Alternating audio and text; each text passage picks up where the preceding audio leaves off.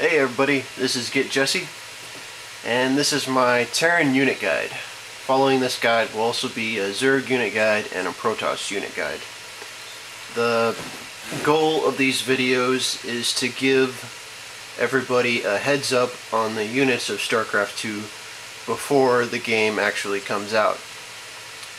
So before I get into the specifics on each unit, I'm going to talk a little bit about the unit traits.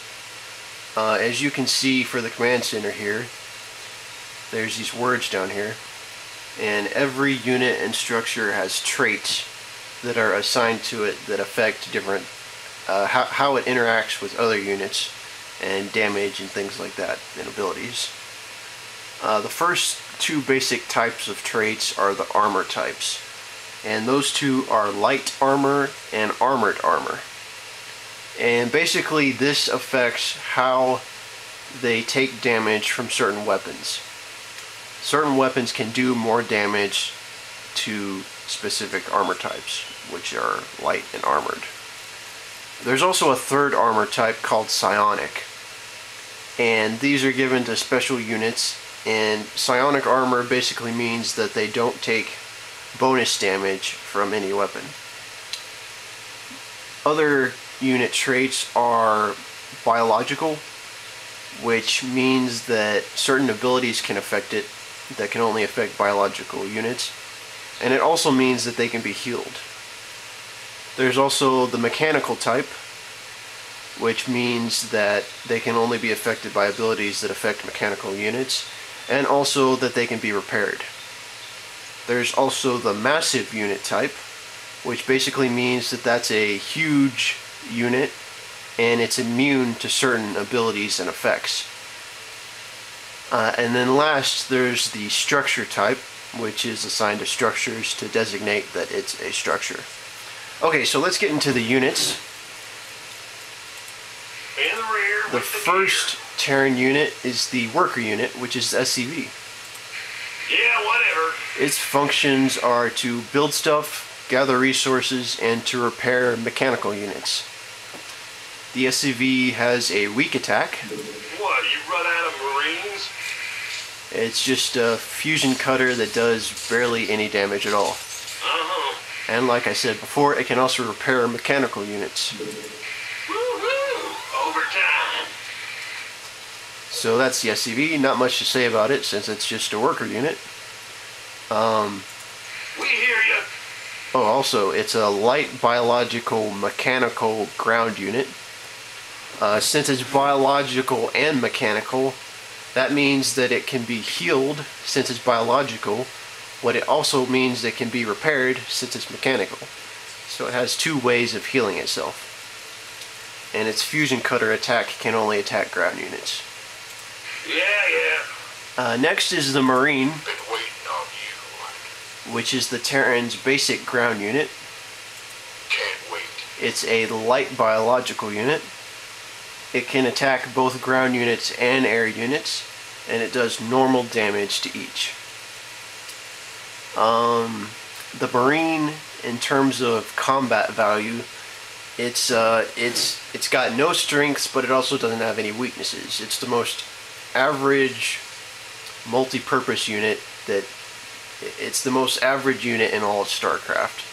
It's pretty much good for any situation. It doesn't excel in anything, and it doesn't suck in anything. Orders received. It has an HP upgrade that increases its health, and it also has a stim pack upgrade, which is an ability that increases its movement speed and attack speed. Of course. But to use this ability, it costs health. It takes away health from the Marines' health supply, or whatever it's called. Got it. So here's its normal movement speed, Looking forward. and here it is with a stim pack. Roger that. Go, go, go. So you can see it drastically increases the movement speed. It also makes it attack quite fast. You can see the stim pack just wore off, and that's its normal attack speed. Okay, so that's the Marine. Next up, for the Terran infantry units, which come out of the barracks, Got a whole lot of love. is the Marauder. This is an armored biological ground unit. Sure thing. It can only attack ground units, and it does extra damage to armored units. It also has the stim pack, just like the Marine. All about that. Sure. This is what its attack looks like. Got it. And just like the Marine, the stim pack increases its movement speed and attack speed. It's go time. Let's do this. The Marauder also has a special upgrade ability called Concussive Shells, and this decreases the speed, the movement speed of enemy units when it hits enemy units. So for those of you who have played Warcraft 3, it's kind of like the Dryad's poison ability.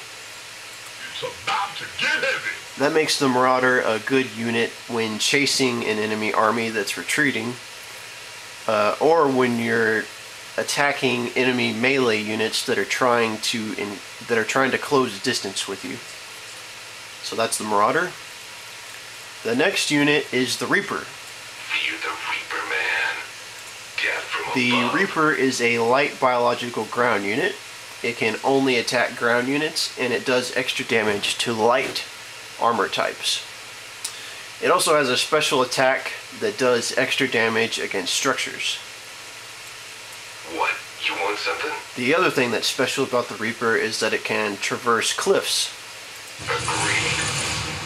This gives the Reaper a lot of mobility and makes it a good harassing unit. All right. So since it does extra damage against light units, that means it can do a lot of damage to enemy resource lines, to enemy workers. It also means it can do good damage against enemy structures, since it does extra damage against structures. And it's a good raiding unit, basically.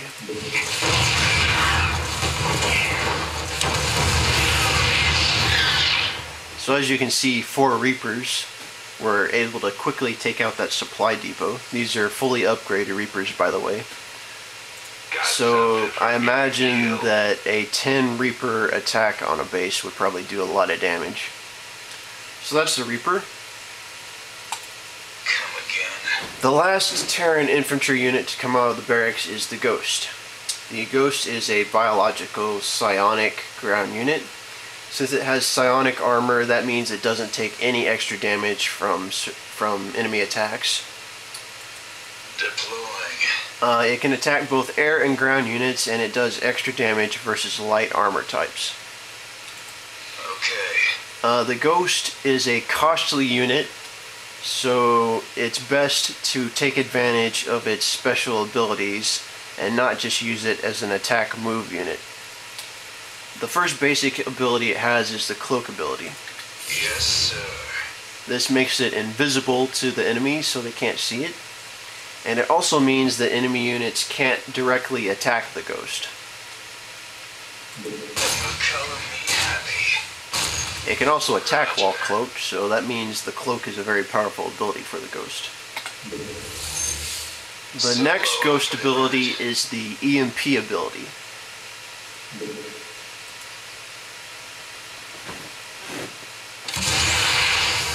Whenever the Ghost uses an EMP on the enemy, if any enemy units have any energy, then it drains all of their energy. And against the Protoss, which have shields, it will do 100 damage to enemy Protoss shields. So basically that means the EMP ability is an anti-caster ability and an anti-Protoss ability. Copy that. The next skill that the Ghost has is what I like to call the Assassinate skill. But it's really called a Sniper Round, but I like to call it Assassinate. This is an ability that can only be used on biological units, and it does exactly 45 damage. And this 45 damage ignores armor, so it's not reduced. So, just as an example, that means that it can... These SCVs have exactly 45 health. So, Assassinate will... It's pretty much an instant kill on SCVs. as well as other worker units. So the Ghost is really effective against workers and any low HP biological units. It also has a really fast cooldown, so it can be used in rapid succession. So let me just show you on these SCVs here. I'm going to shift click on 8 of them, which will use all the Ghost's energy, and you'll see how devastating it is.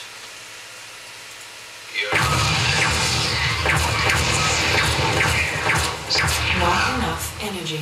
So as you can see, it wiped out 8 SCVs really quickly. So let me split the video here.